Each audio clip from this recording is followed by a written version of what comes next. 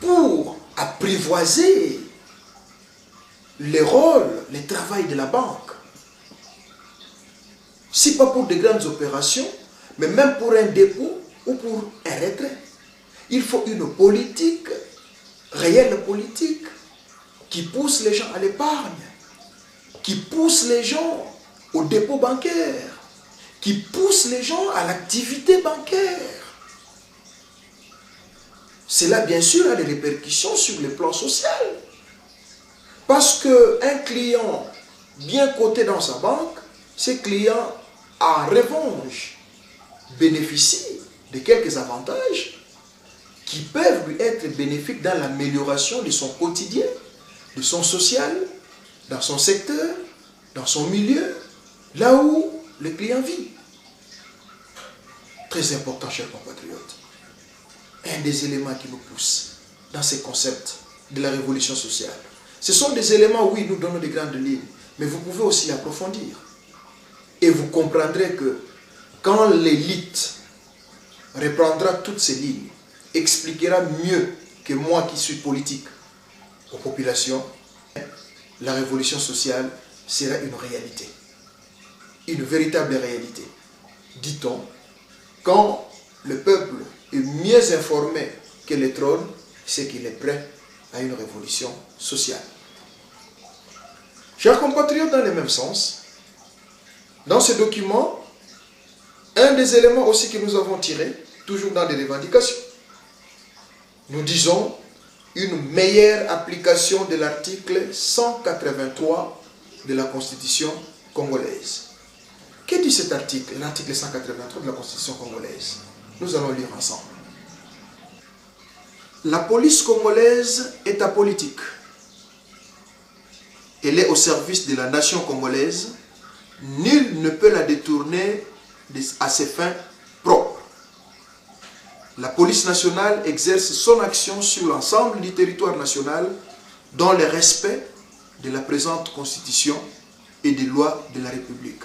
Chers compatriotes, je ne voudrais pas trop commenter. Je suis politique, je parle trop. Oui, certes.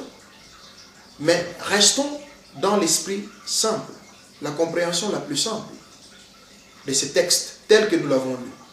Pourrions-nous affirmer, pourrions-nous confirmer l'application de cet article 183 de la Constitution congolaise? À vous de répondre. Pourquoi cette révolution sociale? Dans nos revendications, nous allons plus loin encore. Nous parlons de l'article 186 de la Constitution congolaise. Clairement, nous voulons une discussion, voire une révision de l'article 186 de cette Constitution. Que dit l'article 186 de la Constitution congolaise? Nous allons lire, chers amis. Une loi organique fixant l'organisation et le fonctionnement de la police nationale. Nous avons l'impression, liée à cette revendication de l'article 183 de la Constitution, que les choses semblent être moins claires, pour ne pas dire floues, suite à justement cette confusion ou ce non-éclairage sur l'article 186. Et d'où nous voulons ouvrir le débat là-dessus, que les choses soient claires, parce que l'objectif final, c'est de faire que les services de sécurité, les services de renseignement, les services qui veillent pour le bien-être sur le plan sécuritaire des populations, puissent travailler d'une manière libre, d'une manière organisée, dans le respect de la loi, sans qu'il y ait influence politique. Autrement dit, nous ne voulons pas que les services de sécurité puissent être au service d'un individu, mais nous voulons vivre ces services, travailler réellement pour l'intérêt général. Voilà un des éléments qui nous pousse à la révolution sociale. Chers compatriotes, dans le même sens, nous voulons une suivi de l'article 188, 190 et 191 de la Constitution de la RDC. Nous allons lire. Nous ne voulons pas parler dans le vide. À la fin, vous comprendrez si réellement nous avons eu raison ou nous avons raison de mener une révolution sociale suite à ces revendications ou non. Ensemble, nous allons découvrir.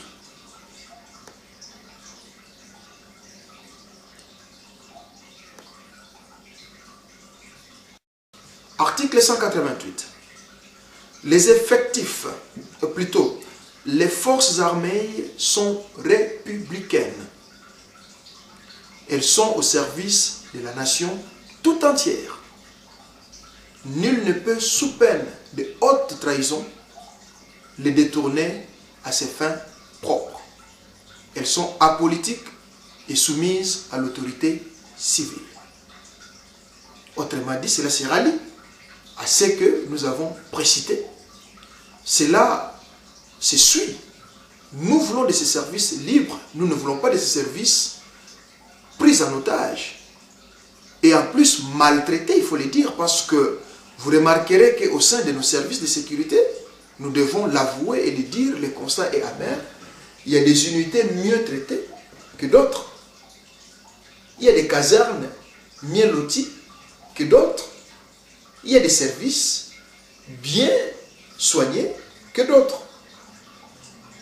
Pour ceux qui sont bien soignés, tant mieux, mais nous voulons que cela s'étende à tous les niveaux, à tous les services, à toutes les unités, à tous les casernes, à tous les hommes en uniforme. Ça serait un élément de motivation. Ça serait un élément de soutien. Ça serait du respect de la nation face à ces gens qui ont servi, qui ont accepté de servir sous le drapeau. Que dit l'article 190 de la Constitution dont nous faisions aussi? Nul ne peut, sous peine de haute trahison, organiser des formations militaires, paramilitaires ou des milices privées, ni entretenir une jeunesse armée. Chers compatriotes, restons sur ce point. Qu'est-ce que nous n'avons pas vu pendant la période électorale? Et il y a même des bruits qui continuent de courir. Les rumeurs, il y en a, je parle bien des rumeurs, et les bruits où certains se revendiquent jeunesse de telles branches, de tels mouvements armés et voulant se substituer même au service des ordres publics, censés faire régner l'ordre public. Chers amis, avons-nous tort ou nous avons raison de mener une révolution sociale quand les choses doivent aller dans ce sens? Article 191 de la Constitution, dont nous faisons allusion. Que dit cet article? Une loi organique fixe l'organisation et le fonctionnement des forces armées. Voilà ce que nous voulons. Discuter, mettre les choses au clair, qu'on sache exactement qui doit faire quoi, quels sont les moyens alloués et comment faire le suivi du travail sur le terrain. Je ne saurais pas donner tous les détails.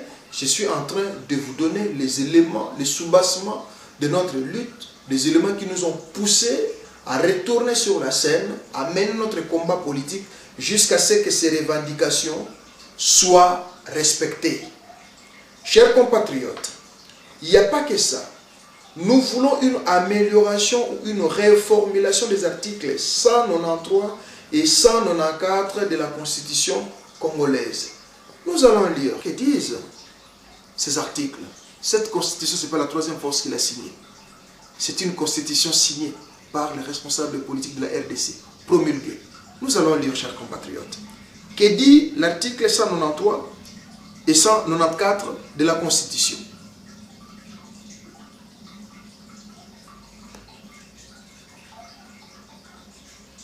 Article 193, chers compatriotes, l'administration publique est apolitique, neutre et impartiale. Nul ne peut la détourner à des fins personnelles ou partisanes. Elle comprend la fonction publique ainsi que tous les organismes et services assimilés.